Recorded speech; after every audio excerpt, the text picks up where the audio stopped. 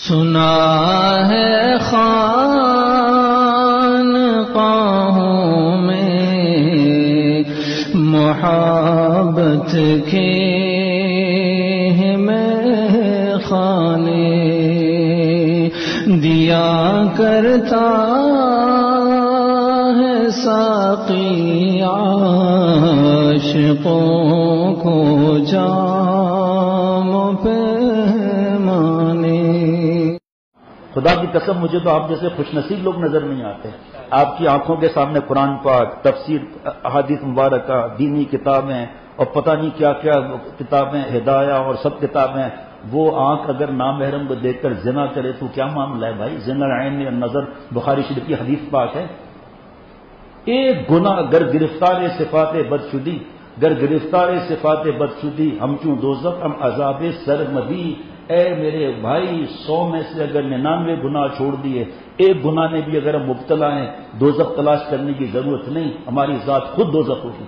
100 کانٹے لگ گئے، ڈاکٹر صاحب 99 نکلوا دو، ڈاکٹر صاحب 99 نکال دے، ایک کانٹا رہنے دو۔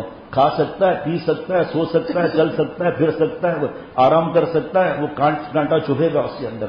سب کانٹے نکالنے ہیں لیکن ایک کانٹا رہنے دیا جائے، وہ کون سا؟ حضرت فرماتے تھے اللہ کی محبت کیا ہے؟ کوئی کانٹا چبھے اور ٹوٹ جائے، بس یہی ہے درد محبت۔ کس بات سے میرا رب ناراض ہے؟ حضرت سائیں توکل شاہ رحمۃ اللہ علیہ، حضرت تھانوی رحمۃ اللہ علیہ کے پاس آتے تھے اور عرض کرتے تھے مولوی جی جب اللہ کا نام لوں میرا منہ میٹھا ہو جاوے۔ خدا کی قسم مولوی جی جب اللہ کا نام لوں میرا منہ میٹھا ہو جاوے۔ حضرت تھانوی رحمۃ اللہ علیہ فرماتے تھے سائیں آپ قسم کیوں کھاتے ہو؟ میرا ایمان ہے آپ کو یہ مزہ ملتا ہوگا۔ کیوں اے دلی شکر پوشتر یہاں کے شکر سازن۔ بھائی چینی زیادہ میٹھی ہے یا چینی پیدا کرنے والے کے نام زیادہ مٹھاس والا ہے جی؟ تو کیا اس میں شک ہے؟ اب نے حضرت والا سے پوچھا، بہت برس پہلے کی بات ہے، 92-93 کی بات ہے، حضرت جی ہمیں یہ مزہ نہیں ملتا؟ فرمایا کسی کو اگر موشن لگے ہوں اور اس کو قے ہو رہی ہو اور سردی کے ساتھ بخار 104، بلغم ناک میں سڑا ہوا ہے اور اس کو سردی کے ساتھ بخار آ رہا ہے، بریانی کباب دو، تو وہ کہے گا بریانی کباب میں مزہ نہیں، ہم کہیں گے بریانی کباب میں مزہ ہے، پہلے علاج کرا، اللہ تعالیٰ کے نام میں مزہ ہے، ورنہ انبیاء علیہ الصلوۃ والسلام کی گردنیں کیوں کٹتی؟ امام الانبیاء سید الانبیاء محمد رسول اللہ صلی اللہ علیہ وسلم کا خون نبوت کیوں بہتا میرے بھائی؟ اللہ نے دکھا دیا کہ ہم کیسے پیارے ہیں جس پر ہمارے لاڈلے کا خون بہتا ہے۔ اللہ کتنے پیارے ہیں، چلے احد کے میدان میں 70 صحابہ رضوان اللہ علیہ مجمعین میں ایک دن میں جان دے دی، جنازے نکل گئے اور جسموں کے مبارک شہیدوں کے جنازے نکل گئے۔ یہاں پر کیبل کا جنازہ نہیں نکلتا، ٹیلی ویژن کا جنازہ نہیں نکلتا، نیٹ کا جنازہ نہیں نکلتا، فیس بک یوٹیوب کی لعنتوں میں ہم بھرے گئے۔ حضرت مولانا سلیم اللہ خان صاحب رحمۃ اللہ علیہ فرماتے ہیں میرا دل دکھتا ہے جب میں دیکھتا ہوں کہ اہل علم حضرات یا بزرگوں سے تعلق والے چھری کانٹے سے کھانا کھاتے ہیں۔ فرمایا میرا دل دکھتا ہے، ایسی تصویریں آپ کو بہت مل جائیں گی جس میں اہل علم حضرات لڑکیوں کے ساتھ کھڑے ہوئے ہیں اور ان کو دین پہنچا رہے ہیں، فوٹو کھنچوا رہے ہیں، گناہ کبیرہ کر رہے ہیں۔ فرمایا ہم اس کے مکلف نہیں ہے کہ رب کو ناراض کر کے ہم دین پھیلائیں۔ حضرت نے فرمایا کہ گناہوں کی نحوست کی وجہ سے اللہ کے نام کا مزہ نہیں آتا، پہلے گناہوں کا علاج کرائیں، چھوٹا گناہ ہو یا بڑا گناہ ہو۔ چھوٹا گناہ صغیرہ گناہ بار بار کرنے سے یہی کبیرہ ہو جاتا ہے، پہلے اس سے بچیں۔ میں اپنے دل سے پوچھوں، بڑا آیا نواب بیان کرنے والا بڈھا گھر میں شرعی پردہ ہے، غیر شرعی تقریبات سے بچتا ہے، غیبت اور جھوٹ سے بچتا ہے، اپنے اکابر کی شان میں گستاخیاں کرتا ہے، اور یہاں بڑا ان کا محبت بننے والا بنا ہوا ہے۔ ٹکنا چھپانا حرام ہے، گناہ کبیرہ ہے، اس کی فکر کیا؟ اتنا ایسا آگ میں جلے گا۔ بال سنت کے مطابق ہیں۔ حضرت والا کے پاس طلباء کے لیے حضرت والا کا مزاج تھا یا سر منڈاؤ یا 1-2 نمبر کی مشین چلاؤ، تیسرا کوئی معاملہ نہیں ہے۔ فرمایا اللہ نے آپ کو بالوں کی خدمت کے لیے نہیں بھیجا، جوؤں سے بچانے کے لیے اس کو شیمپو کرو، پھر سکھاؤ، پھر کنگا کرو، پھر اس کی بالوں کی خدمت کرو، اتنا وقت درود شریف پڑھو نا، کیا ضرورت ہے اتنے بڑے بڑے چٹیا تک بڑے بڑے بال رکھے ہوئے ہیں، اللہ معاف فرمائے۔ فرمایا آدھا تمہارا خون تو یہی بال پی جائیں گے، پھر جوؤں سے بچاؤ گے اس کو، اور پھر ٹوپی اتار کے ایسے ایسے بال کرتے رہو گے، پھوکوں سے بال اڑاتے رہو گے۔ فرمایا مٹ کر رہو بھائی، کوئی ضرورت نہیں ہے حج اور عمرے میں افضل سر منڈانا۔ اللہ تعالیٰ نے سر منڈوا دیا، حاجی صاحب کا باطن کو چمکا دیا۔ حضرت ابراہیم علیہ السلام کا تو خواب تھا نا، انبیاء علیہ الصلوۃ والسلام کے خواب تو سچے ہوتے ہیں نا، لیکن بیٹا تو لیٹ گیا تھا نا گردن پر چھری پھروانے کے لیے، فرمایا بیٹا چھری پھروانے کے لیے تیار ہے، تو بالوں پر استرا پھروانے کے لیے تیار نہیں ہے۔ کیا اللہ معاف فرمائے، حضرت کے ہاتھ میں اگر بال تیسری دفعہ آ جاتے تھے نا اخراج، بات نہیں مانتے ہو ہماری، ٹکنے پر 2 دفعہ معافی، تیسرے دفعہ اخراج، کیا جب ظاہر صحیح نہیں ہے تو باطن کیسا صحیح ہو جائے گا؟ اس کی فکر کرنی ہے میرے بھائی کہ ہمارے اساتذہ کو ہم سے ذرا بھی تکلیف نہ پہنچے، ذرہ برابر بھی تکلیف نہ پہنچے۔ پہلے میں ایک بات دل میں آ رہی ہے اس کو عرض کر لیتا ہوں۔ حضرت حکیم الامت مجدد ملت حضرت مولانا شاہ شفیع تھانوی صاحب نے فرمایا، ہمارے حضرت والا مدارس میں یہ بیان کرتے تھے زیادہ تر، جو اللہ مال بھیج دے نا ضروری تو نہیں ہے، لیکن زیادہ تر حضرت یہ بیان کرتے تھے کہ حضرت تھانوی رحمۃ اللہ علیہ نے فرمایا، اے طلباء کرام، اشرف علی کی چند گزارشات مان لو، آپ کا نام علماء ربانی کے فہرست میں ہوگا، اشرف علی اس کی ضمانت لیتا ہے۔ فرمایا اس کو کہا جائے گا برکت والا طالب علم۔ اس زمانے میں وفات نہیں تھا، اس کی فکر ہوتی ہے امتحانات کے دنوں میں کہ ہمارے اچھے نمبر آئیں، منع نہیں، خوشی کی بات، لیکن سنتوں میں کتنے نمبر آئے؟ جب اٹھتے ہی ہم نے آنکھ ملی، آپ صلی اللہ علیہ وسلم فرماتے ہیں جس نے میری سنت کو زندہ کیا اس نے مجھ سے محبت کی، جس نے مجھ سے محبت کی جنت میں میرے ساتھ رہے گا۔ اور جن سنتوں کا مذاق اڑایا جائے، دوسری روایت مفہوم کہ وہ جس کا مذاق اڑایا جائے سنت کا عمل کرے گا 100 شہید کے برابر ثواب۔ کتنی بڑی بات ہے۔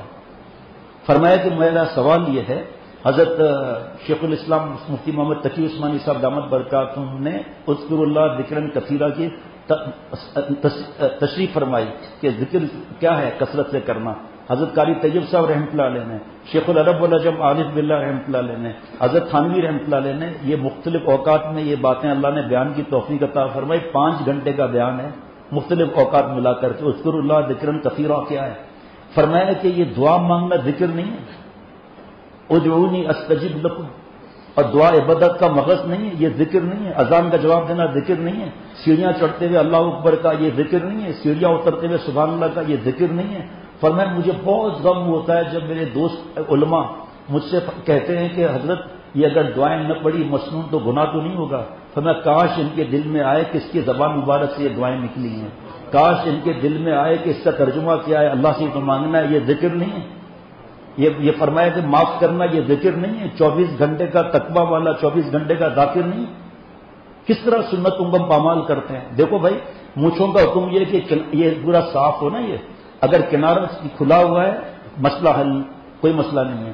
کنارہ اگر چھپ گیا مکروہ تحریمی، عملاً حرام اور خلاف سنت، بڑا بھاری جملہ، ایک سنت سے ثابت نہیں، ایک خلاف سنت۔ اور سارے انبیاء علیہ الصلوۃ والسلام کی مونچھیں پست تھی، اور آپ صلی اللہ علیہ وسلم فرماتے ہیں جو بڑی مونچھ رکھتا ہے ہم میں سے نہیں، بڑی مونچھ یہ کنارہ چھپتے ہی بڑی مونچھ ہو گئی۔ پیارے شیخ نے فرمایا جب تمہارے مونچھیں اول نہیں ہوگی تو بیان کیا کرے گا؟ جب ایک مٹھی داڑھی کٹواؤ گے اور یہاں سے مٹھی پکڑو گے، ایک مٹھی داڑھی کی دعوت کیسے دو گے؟ ٹخنا چھپا کر حرام کام کر رہے ہو، کیسے کہو گے کہ ٹخنا کھولنا ہے؟ بخاری شریف کی حدیث پاک ہے، ما اسفل من الکعبین من الازار فی النار، چلنے کی حالت میں، کھڑے ہونے کی حالت میں جو اوپر لباس آ رہا ہے ہم مردوں کے لیے، چاہے احرام ہو، چاہے جبہ ہو، چاہے لنگی ہو، چاہے ٹراؤزر ہو، چاہے شلوار ہو، چاہے پائجامہ ہو، ٹخنا چھپانا حرام ہے، اتنا حصہ آگ میں جلے گا۔ اے ابو ذر، مسلم شریف، اے ابو ذر 3 قسم کے لوگوں کو 4 قسم کا عذاب ہوگا۔ نمبر 1، لا یکلمہم اللہ یوم القیامہ، اللہ تعالیٰ قیامت کے دن بات نہ فرمائیں گے، کتنا بڑا خسارہ ہے۔ ولا ینظر الیہم، شفقت سے اللہ دیکھیں گے نہیں۔ ولا یزکیہم، گناہ چھوڑنے کی توفیق نہیں ہوگی۔ ولہم عذاب علیم، دردناک عذاب دیا جائے گا۔ اے نبی صلی اللہ علیہ وسلم، وہ 3 لوگ کون؟ نمبر 1، ٹخنا چھپانے والا۔ ایک روایت میں لا تسبل ان اللہ لا يحب المسبلین، ٹخنا مت چھپاؤ، ٹخنا چھپانے والوں سے اللہ محبت نہیں فرماتے۔ ایک مرد ٹخنا چھپانے والا، مفہوم کے ساتھ عرض کرتا ہوں، چلنے اور کھڑے ہونے کی حالت میں۔ نمبر 2، جھوٹ بول کر سودا بیچنے والا۔ نمبر 3، احسان کر کے جتلانے والا۔ فرمایا تیرا ٹخنا چھپا ہوگا تو کیا دوسروں کو دعوت دے گا؟ مقتدا کو اتنا ٹخنا کھولنا ہے کہ دور سے نظر آئے۔ صبح اٹھے، ابھی کھانا کھایا، پیٹ تن گیا، صبح اٹھے پیٹ اندر ہو گیا، جب اٹھے اپنے بستر سے ٹکنا چھپا کر گناہ کا کام کر کے پھر اٹھے، آنکھیں ملی، سنت کی دعا پڑھی، چپل سیدھا پیر پھر الٹا پیر، واش روم میں گئے، دعا پڑھی پہلے کی، پھر الٹا پیر پھر سیدھا پیر، پجامہ اتارا، ازار اتارا، پہلے الٹا پھر سیدھا پہنا، پھر پہلے سیدھا پھر الٹا۔ اب پہننے کے 3 طریقے ہیں، مولانا بلال صاحب مغرب کی طرح سو نہیں رہے آپ ماشاءاللہ، واہ بھائی واہ. وہاں بلال سو رہے تھے مغرب میں. میں نے کہا مولانا بلال صاحب ایک خوابوں میں شادیاں مت کرو دوسری، آنکھیں کھلے رہو مہربانی کر کے. ایسا مت سوچو کہ میری دوسری شادی ہو رہی ہے، شامیانے لگ چکے ہیں، دلہن آنے والی ہے، دیگیں اتر گئی، آنکھ کھلی تو پلنگ کے نیچے. چھوڑو یار کیا مسئلہ ہے، اللہ معاف کرنا ہے. بہرحال ابھی تو چوکس ہے.